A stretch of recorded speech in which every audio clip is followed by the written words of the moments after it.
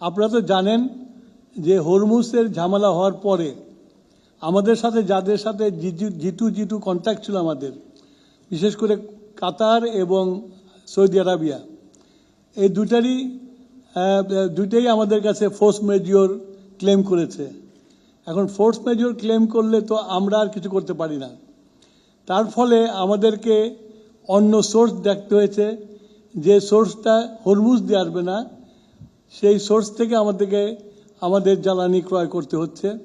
যেটা আমাদের মাননীয় অর্থমন্ত্রী বললেন যে আমরা এই জ্বালানি সিকিউরিটির জন্য অলরেডি প্রায় $2.5 বিলিয়ন তেল ক্রয় করেছি এবং আমরা সাপ্লাই করেছি।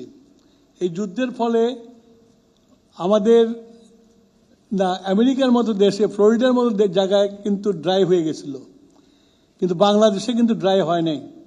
বাংলাদেশের তেলের সাপ্লাই সবসময় স্টেবল ছিল, এখনো আছে আপনার। কিন্তু সমস্যা হয়ে গেছে যে আপনার বিদ্যুৎ খাতে, যেটা দিয়ে নাকি চলবে ইন্ডাস্ট্রি, যেটা নাকি গ্রোথ বাড়বে, সেই বিদ্যুৎ খাতে হিসাববিহীন যে আইপিপি দিয়ে গেছে, যে তাদের কাছ থেকে বেশি দামে বিদ্যুৎ কিনে সেই বিদ্যুৎটা আমরা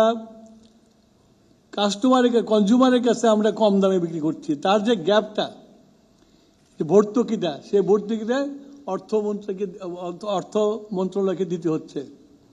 একদিকে লস হচ্ছে, আর একদিকে এগুলোকে দিয়ে ইন্ডাস্ট্রি চালিয়ে নিচ্ছে। এটা ব্যালেন্স করা আমাদের জন্য একটু ডিফিকাল্ট আছে। 2 নম্বর হলো, আমরা যখন এই দায়িত্বভার গ্রহণ করেছি, এই দায়িত্বভার গ্রহণ করার পরে প্রথমেই আমাদের উপরে দায় এসে পড়ছে 56,000 কোটি টাকা, যে নাকি এই আইপিপি-গুলোতে পেমেন্ট করে নাই। এখন এই পেমেন্টগুলো আমাদেরকে করতে হবে। তারপরে তো রানিং যে বিলগুলো আছে সেগুলোকেও পে করতে হবে আপনাদের।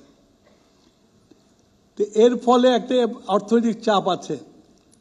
তো আমরা এগুলো থেকে উত্তরণের জন্য আমরা কাজ শুরু করেছি। আমি বললাম যে কী কাজ শুরু করেছি আমরা, এবং আমরা কস্ট কমানোর জন্য, সোলার পাওয়ারের জন্য আমরা চেষ্টা করছি। আমরা বলেছি 2030 সালের মধ্যে 5,000 মেগাওয়াট সোলার পাওয়ার আনবো। আমি আশা করি আর চেয়ে বেশি আসবে।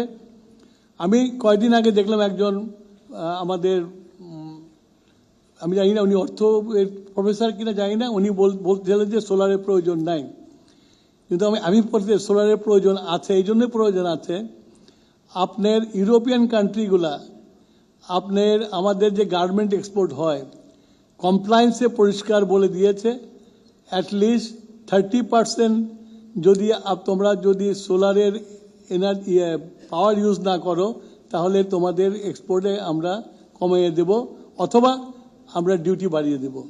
সুতরাং সোলারে আমাদের যেতে হবে। হ্যাঁ, সোলারে যেতে হবে, আমাদের ব্যাটারি বেস সোলারে যেতে হবে, যাতে ব্যাংক থাকে।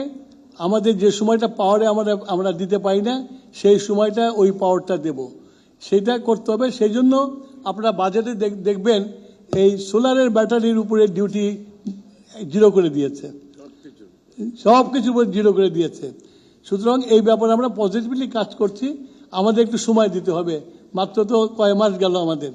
তা আশা করি যে 2-2.5 বছর পর থেকে আপনারা আমাদের এই কাজগুলোর ফল পেতে পারবেন। সময়ের সাথে সাথে দেখা দেয় নিত্য নতুন প্রয়োজন। রেডি থাকতে হয় প্রতি মুহূর্ত।